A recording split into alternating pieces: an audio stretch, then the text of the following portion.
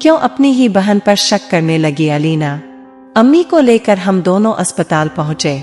जांच में पता चला कि हार्ट अटैक का झटका था। उनका इलाज शुरू हो गया। इस खबर ने जैसे मेरी जान ही निकाल दी थी। जब मैं अपने कमरे के बाहर निकली तो अन्नामा अम्मी के पास बैठी उन्हें नाश्ता करा रही थी। वह कहने लगी, मलिहा बेटी, बीबी की तबीयत ठीक नहीं है। इन्होंने नाश्ता नहीं किया, बस चाय पी है। मैं जल्दी से अम्मी के कमरे में गई।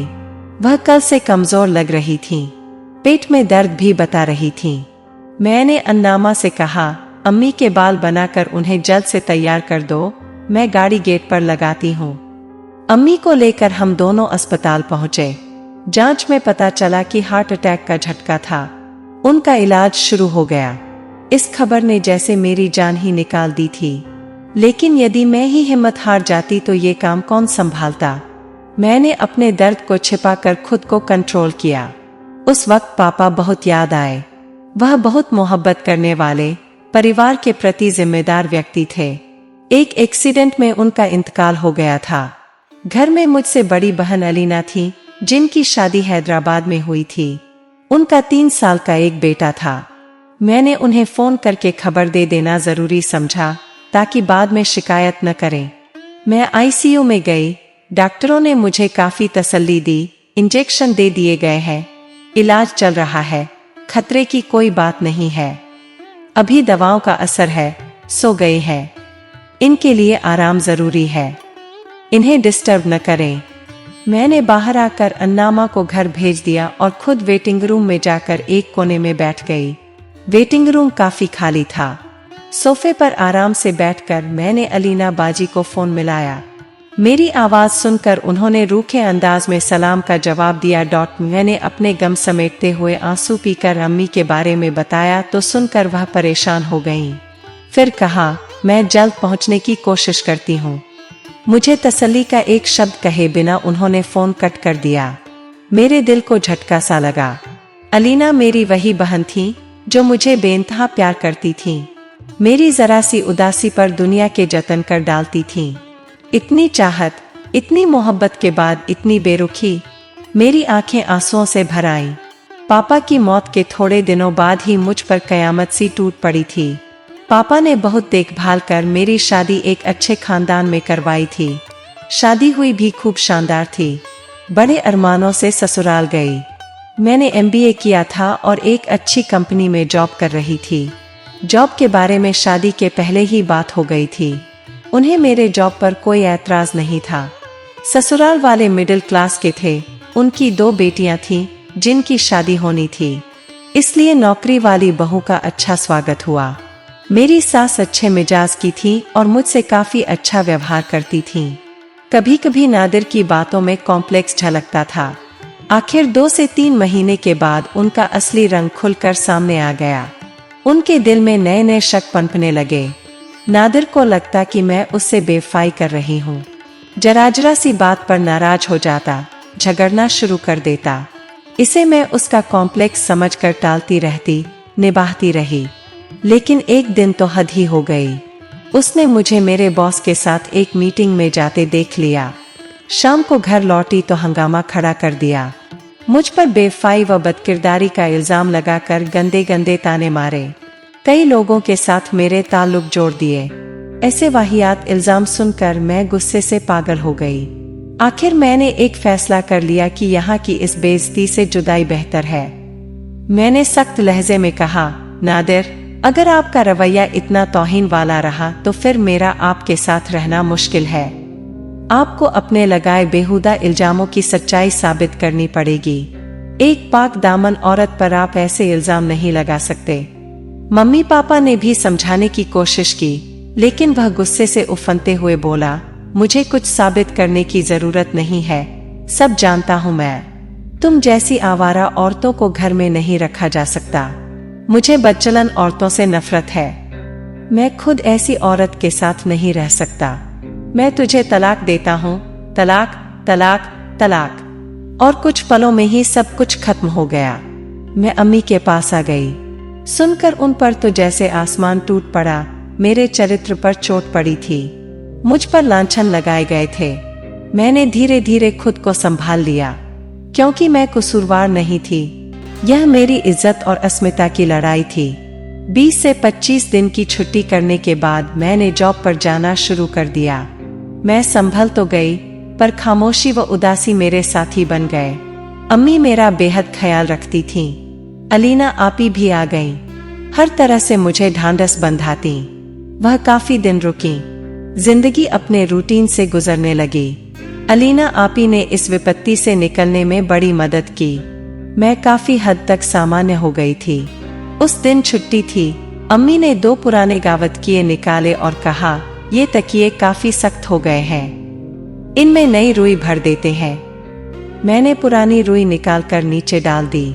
फिर मैंने और अलीना आपी ने रुई तख्त पर रखी। हम दोनों रुई साफ कर रहे थे और तोड़ते भी जा रहे थे। अम्मी उसी वक्त कमरे से आकर हमारे पास बैठ गईं। उनके हाथ में एक प्यारी सी चांदी की डिबिया थी। अम्मी ने खोल कर दिखाई। उसमें बेपना खूबसूरत एक जोड़ी जड़ाऊ कर्णफूल थे। उन पर बड़ी खूबसूरती से पन्ना और रूबी जड़े हुए थे। इतनी चमक और महीन कारीगरी थी कि हम देखते रह गए। अलीना आपी की आंखें कर्णफूलों की तरह जगमगाने लगीं। उन्होंने बेचैनी से पूछा, अम्मी ये किसके हैं? अम्मी बताने लगीं, बेटा ये तुम्हारी दादी के हैं। उन्होंने मुझसे खुश होकर मुझे ये कर्णफूल और माथे का जड़ाऊ झूमर दिया था। माथे का झूमर तो मैंने अलीना की शादी पर उसे दे दिया था। अब ये कर्णफूल है, इन्हें मैं मलिहा को देना चाहती हूँ। दादी की यादगार निशानियां तुम दोनों बहनों के पास रहेंगी, ठीक है? अलीना आपी के चेहरे का रंग एकदम फीका पड़ गया। उन्हें जेवरों का शौक जुनून की हद तक था, खास करके एंटीक ज्वेलरी की तो जैसे वह दीवानी थीं। वह थोड़े गुस्से से कहने लगीं, अम्मी आपने ज्यादती की, खूबसूरत और बेमिसाल चीज आपने मलिहा के लिए रख दी। मैं बड़ी हूँ, आपको कर्णफूल मुझे देने चाहिए थे। ये आपने मेरे साथ ज्यादती की है। अम्मी ने समझाया, बेटी तुम बड़ी हो, इसलिए तुम्हें कुंदन का सेट अलग से दिया था, साथ में दादी का झूमर और सोने का एक सेट भी दिया था, जबकि मलिहा को मैंने सोने का एक ही सेट दिया था। इसके अलावा एक हैदराबादी मोती का सेट था, उसे मैंने कर्णफूल भी उस वक्त नहीं दिए थे, अब दे रही हूँ। तुम खुद सोचकर बताओ कि क्या गलत किया मैंने। अलीना आपी अपनी ही बात कहती रहीं। अम्मी के बहुत समझाने पर कहने लगीं, अच्छा मैं दादी वाला झूमर मलिहा को दे दूंगी, तब आप ये कर्णफूल मुझे दे दीजिएगा। मैं अगली बार आऊंगी तो झूमर लेकर आऊंगी और कर्णफूल ले जाऊंगी। अम्मी ने बेबसी से मेरी तरफ देखा। मेरे सामने अजीब दोराहा था, बहन की मोहब्बत या कर्णफूल। मैंने दिल की बात मानकर कहा, ठीक है आपी, अगली बार झूमर मुझे दे देना और आप ये कर्णफूल ले जाना। अम्मी को यह बात पसंद नहीं आई, पर क्या करती, चुप रहीं। अभी ये बातें चल ही रही थीं कि घंटी बजी। अम्मी ने जल्दी से कर्णफूल और डिबिया तकिए के नीचे रख दी। पड़ोस की आंटी कश्मीरी सूट वाले को लेकर आई थीं। सब सूट व शाल वगैरह देखने लगे। हमने 2 से 3 सूट लिए।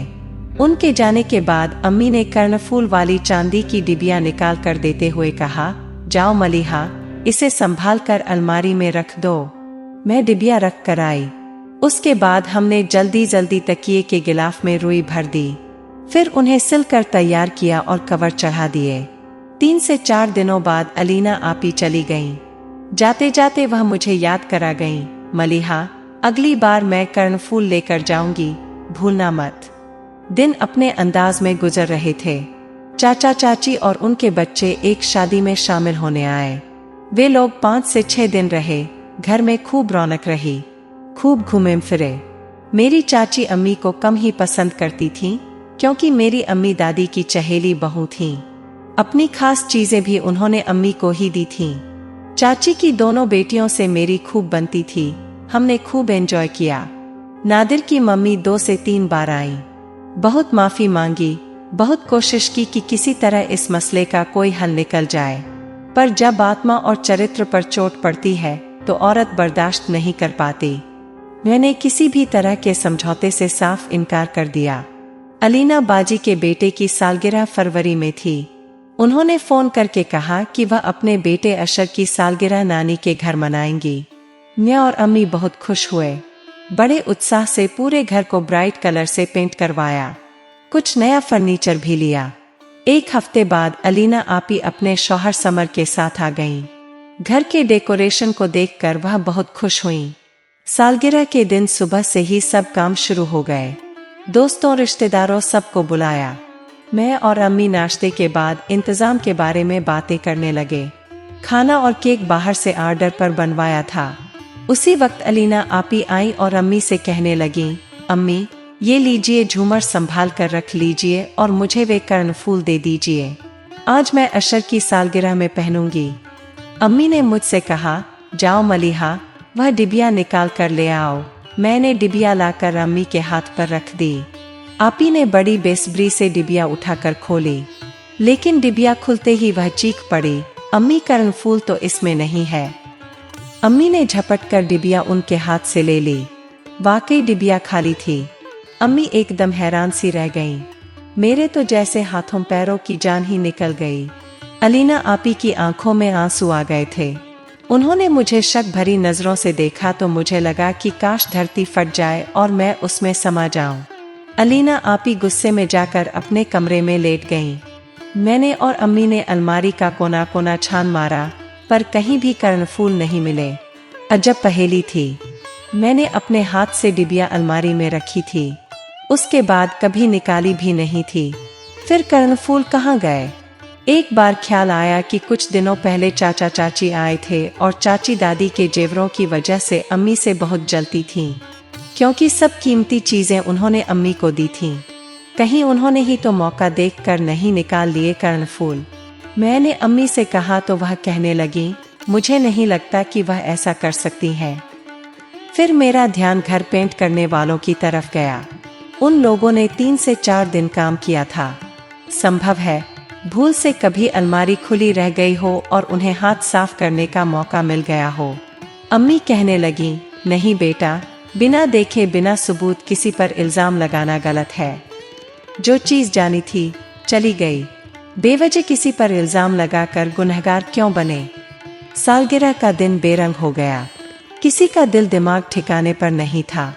अलीना आपी के पति समर भाई ने सिचुएशन संभाली, प्रोग्राम ठीक ठाक हो गया। दूसरे दिन अलीना ने जाने की तैयारी शुरू कर दी। अम्मी ने हर तरह से समझाया, कई तरह की दलीलें दी। समर भाई ने भी समझाया, पर वह रुकने के लिए तैयार नहीं हुई।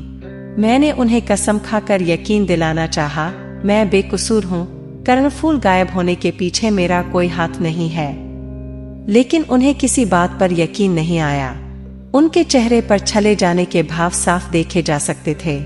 शाम को वह चली गईं तो पूरे घर में एक बेमन सी उदासी पसर गईं। मेरे दिल पर अजब सा बोझ था।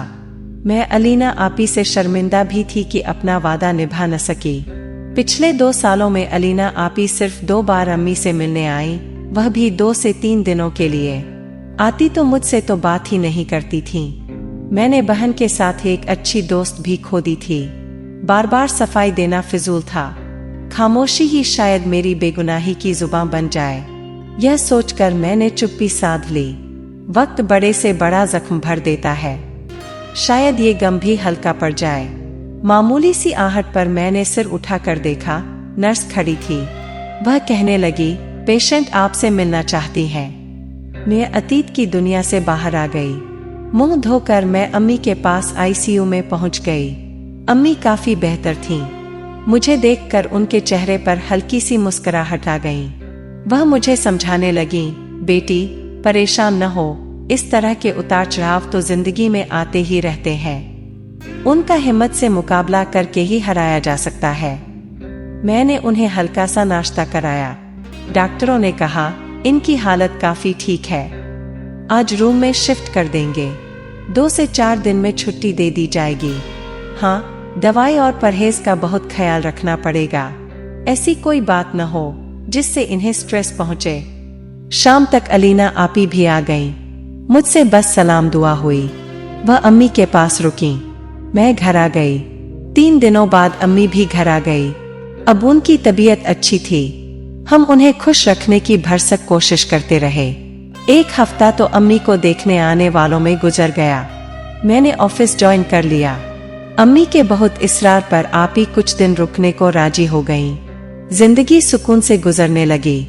अब अम्मी हल्के फुल्के काम कर लेती थीं। अलीना, आपी और उनके बेटे की वजह से घर में अच्छी रौनक थी। उस दिन छुट्टी थी। मैं घर की सफाई में जुट गई। अम्मी कहने लगी, बेटा, गांव तकिए फिर बहुत सख्त हो गए हैं, एक बार खोलकर रुई तोड़कर भर दो। अन्नामा तकिए उठा लाई और उन्हें खोलने लगी। फिर मैं और अन्नामा रुई तोड़ने लगी। कुछ सख्त सी चीज हाथ को लगी तो मैंने झुककर नीचे देखा। मेरी सांस जैसे थम गई। दोनों कर्णफूल रुई के ढेर में पड़े थे। होश जरा ठिकाने आए तो मैंने कहा, देखिए अम्मी, ये रहे कर्णफूल। आपी ने कर्णफूल उठा लिए और अम्मी के हाथ पर रख दिए। अम्मी का चेहरा खुशी से चमक उठा। जब दिल को यकीन आ गया कि कर्णफूल मिल गए और खुशी थोड़ी कंट्रोल में आई तो आपी बोली, ये कर्णफूल यहाँ कैसे? अम्मी सोच में पड़ गईं। फिर रुक कर कहने लगी, मुझे याद आया अलीना, उस दिन भी तुम लोग तकिए की रुई तोड़ रही थीं। तभी मैं कर्णफूल निकाल कर लाई थी। हम उन्हें देख ही रहे थे, तभी घंटी बजी थी। मैं जल्दी से कर्णफूल डिबिया में रखने गई, पर हड़बड़ी में घबरा कर डिबिया के बजाय रुई में रख दिए और डिबिया तकिए के पीछे रख दी थी। कर्णफूल रुई में दबकर छिप गए। कश्मीरी शाल वाले के जाने के बाद डिबिया तो मैंने अलमारी में रखवा दी, लेकिन कर्णफूल रुई में दबकर रुई के साथ तकिए में भर गए। मलिहा ने तकिए सिले और कवर चढ़ा कर रख दिए। हम समझते रहे कि कर्णफूल डिबिया में अलमारी में रखे हैं। जब अशर की सालगिरह के दिन अलीना ने तुमसे कर्णफूल मांगे तो पता चला कि उसमें कर्णफूल है ही नहीं। अलीना, तुमने सारा इल्जाम मलिहा पर लगा दिया। अम्मी ने अपनी बात खत्म करके एक गहरी सांस छोड़ी। अलीना के चेहरे पर पछतावा था। दुख और शर्मिंदगी से उनकी आंखें भर आईं। वह दोनों हाथ जोड़कर मेरे सामने खड़ी हो गईं। रुंधे गले से कहने लगी, मेरी बहन, मुझे माफ कर दो। बिना सोचे मुझे तुम पर दोष लगा दिया। पूरे 2 साल तुमसे नाराजगी में बिता दिए। मेरी गुड़िया, मेरी गलती माफ कर दो। मैं तो वैसे भी प्यार मोहब्बत को तरसी हुई थी। जिंदगी के रेगिस्तान में खड़ी हुई थी। मेरे लिए चाहत की एक बूंद अमृत के समान थी। मैं आपी से लिपट कर रो पड़ी। आंसुओं से दिल में फैली नफरत व जलन की गर्द धुल गई।